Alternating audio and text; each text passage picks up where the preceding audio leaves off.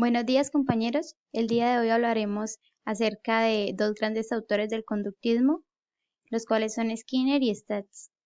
Nuestro grupo está conformado por Yuri Geraldine Castro Meneses y Yulitza Alexandra Báez. El conductismo radical. Su principal autor fue Skinner, quien propuso una teoría de la conducta basada en los principios del reforzamiento. Esta teoría describe cómo influyen en la conducta sus efectos, los cuales son la recompensa y el castigo. A pesar de que la mayoría de su trabajo fue con animales y en particular con ratas, Skinner escribió mucho acerca de las implicaciones del conductismo para los seres humanos. De hecho, su modelo animal de aprendizaje es bastante respetado. Skinner no propuso causas de la conducta dentro de la personalidad del individuo. De hecho, él descartó la personalidad como una disciplina, ya que no era del todo científica y que estaba contaminada por suposiciones teóricas, según él. Para Skinner debería abandonarse siempre la idea de que la conducta es causada por fuerzas del individuo, como lo son los rasgos, los pensamientos o las necesidades, entre otros. Él se enfocaba en predecir y controlar la conducta, ya que era observable. Y dicha conducta podría ser registrada por observadores independientes, quienes la podían estimar o medir de cualquier forma. Además, él afirmaba que las causas de la conducta son externas al individuo. Según Skinner, no se debería considerar que la vida interna de sentimiento y pensamientos causa la conducta observable. Más bien para él los pensamientos y sentimientos internos son sencillamente productos de los factores ambientales que ocasionan la conducta manifiesta. El contexto evolutivo de la conducta operante. Bueno, en esta parte, según Skinner, los seres humanos somos adaptables y aprendemos a ajustarnos más a nuestros ambientes, a diferencia que los animales inferiores que responden al ambiente con instintos fijos. Los seres humanos podemos aprender a responder de formas diferentes dependiendo de lo que sea adecuado en determinada situación. Skinner afirmaba que la conducta adaptativa también podía ser seleccionada dentro de la experiencia del individuo, ya que la capacidad humana para adaptarse al ambiente podría ser la característica más destacada de la especie.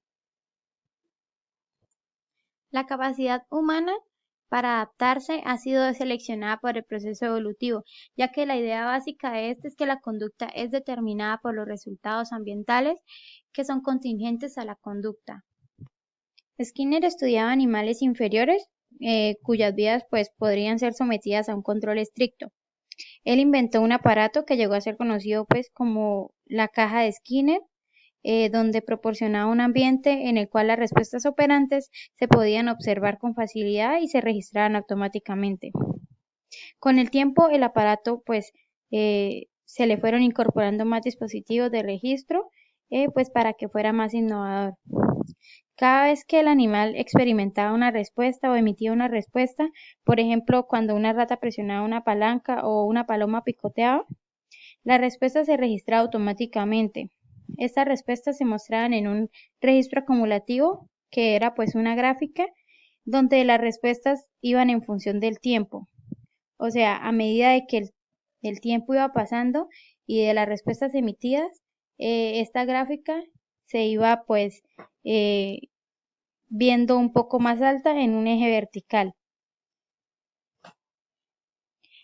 En esta caja de Skinner, las tasas de respuestas más altas se producían con pendientes más pronunciadas y las más bajas se producían con pendientes menores.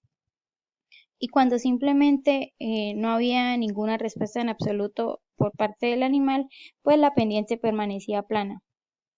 Este aparato registraba las respuestas automáticamente, o sea que no era ni siquiera necesario estar presente en la sesión experimental, porque por medio de las gráficas él podía observar las respuestas del animal. La conducta operante implicaba una sensibilidad mutua de la persona y el ambiente. La conducta de la persona conducía a un cambio en el ambiente y a su vez la conducta de la persona también cambiaba. A partir de allí se dan unos principios de aprendizaje, los cuales son el reforzamiento, el castigo, la extinción, el moldeamiento, el encadenamiento, la discriminación, la generalización y la conducta supersticiosa. Comenzaremos hablando sobre el reforzamiento. Skinner le llamaba al reforzamiento positivo simplemente reforzamiento. Este corresponde a lo que habitualmente llamamos una recompensa. Un reforzador positivo es cualquier estímulo que fortalezca una conducta sobre la que se hace contingente. Esto quiere decir que existe un incremento en la tasa de respuestas en comparación con la tasa base, que sería pues la tasa de respuestas antes de que se le hiciera algún reforzamiento. Si un reforzador sigue una conducta, el organismo va a repetir esa conducta y una y otra vez. Hay dos tipos de reforzadores. Están los reforzadores primarios y los reforzadores secundarios. Los reforzadores primarios hacen referencia pues a los reforzadores innatos, como por ejemplo pues podría ser la comida. Y los reforzadores secundarios son otros como lo puede ser el dinero y el elogio, que se convierten en reforzadores efectivos después de que se aprenda su valor. Esto prácticamente son recompensas aprendidas. Reforzamiento negativo.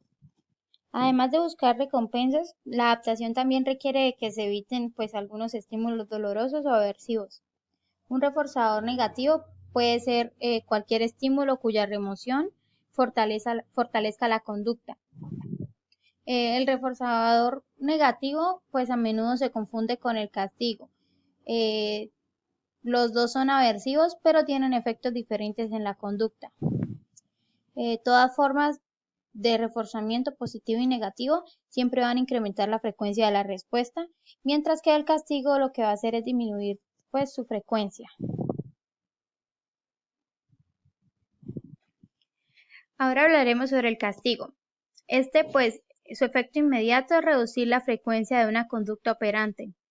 Por ejemplo, los animales en las cajas de Skinner aprendían con rapidez a dejar de hacer cualquier cosa que producía una descarga eléctrica. Desafortunadamente, según Skinner, el castigo también traía efectos adversos que lo convertían en una técnica que no era pues deseable tanto pues como para controlar la conducta. Ya que pues el castigo también produce reacciones emocionales como lo son el temor y la ansiedad, y pues que permanecen incluso después de que la conducta no deseada pues haya cesado y se haya mitigado un poco. La extinción es prácticamente cuando se termina el reforzamiento que ha estado pues manteniendo una conducta operante, pues esta se vuelve cada vez menos frecuente. Por ejemplo, son dos niños en un salón de clase, el uno quiere embromar al otro, causando risas y pues estas cosas. Cuando el otro niño quizás no reaccione a estas conductas o a esos estímulos, el otro niño pues va a tener una extinción de conducta y no va a volver pues a embromar a los compañeros de esta manera. Esto es pues porque se da cuenta de que no está teniendo ninguna reacción en ninguno de sus compañeros. A esto se le denomina extinción, a la reducción de la respuesta cuando cesa el reforzamiento. Skinner, en el entrenamiento de animales de laboratorio, desarrolló un método denominado el moldeamiento.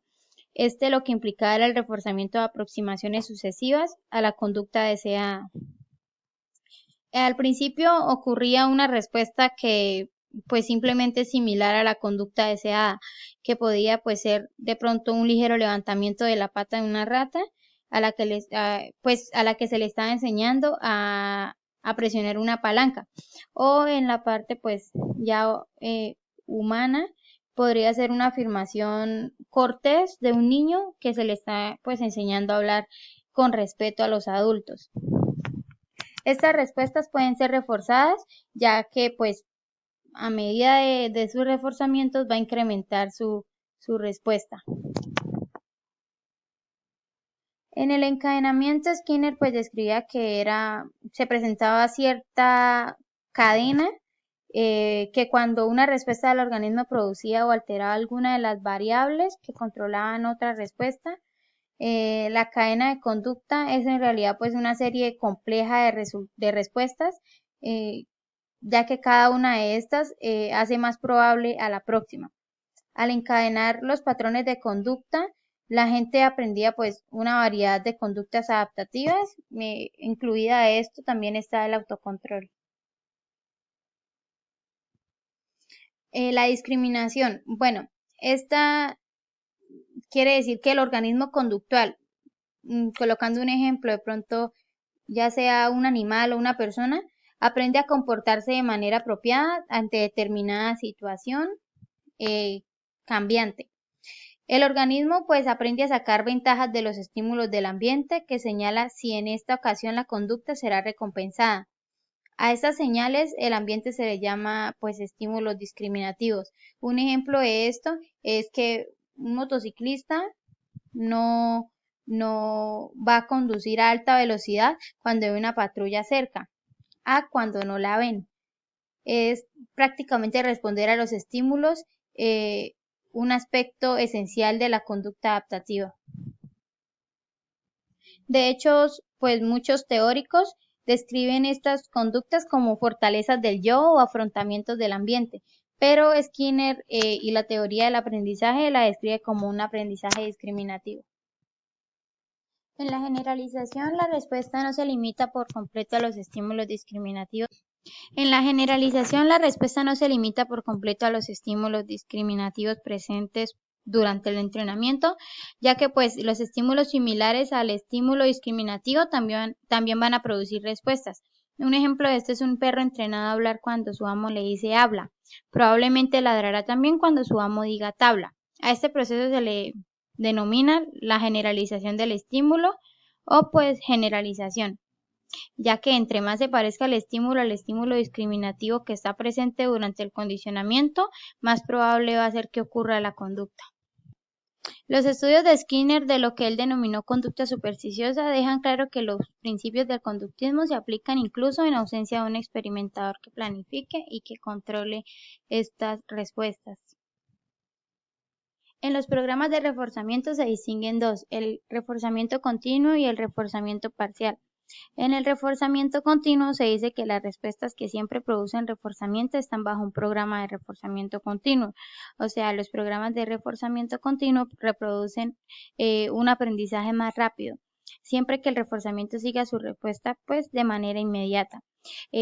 Cabe aclarar que aunque el aprendizaje es rápido, bajo el reforzamiento continuo, la extinción también lo es. En el programa de reforzamiento parcial ocurre cuando algunas de las respuestas son seguidas del reforzamiento, ya que producen un aprendizaje más lento, los programas de reforzamiento parcial ya generan pues mayor resistencia a la extinción de los programas de respuestas conductuales. Estos se dividen en dos, que es el programa de razón y los programas de intervalo. Los de razón están la razón fija y la razón variable. En la razón fija se refuerzan de acuerdo con el número de respuestas emitidas y en la razón variable los reforzamientos se entregan de acuerdo con el número de respuestas emitidas, pero el número exacto de respuestas deben darse por reforzamiento que se varía al azar alrededor de un promedio determinado. Y los programas de intervalo, el de intervalo fijo, lo que hace es reforzar respuestas con base en el paso del tiempo.